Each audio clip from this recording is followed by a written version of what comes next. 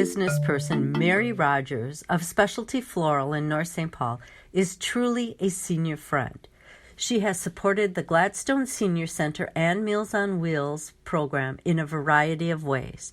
Mary began delivering Meals on Wheels in July of 2019. When I retired from teaching, I wanted something to do, and I saw an advertisement on TV that had Richard Gere and his father, and they were looking for volunteers for Meals on Wheels.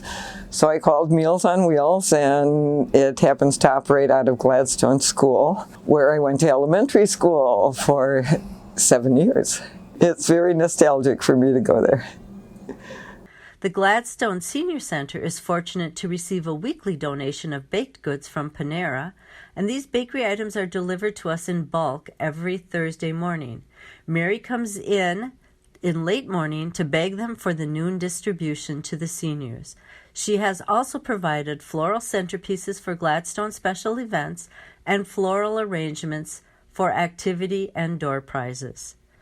Through a partnership with Caring for Cats, Gladstone Meals on Wheels has offered clients who have cats free monthly cat food and cat litter delivery. Mary delivers the route once a month, hauling countless heavy bags of cat litter to the homes throughout the community.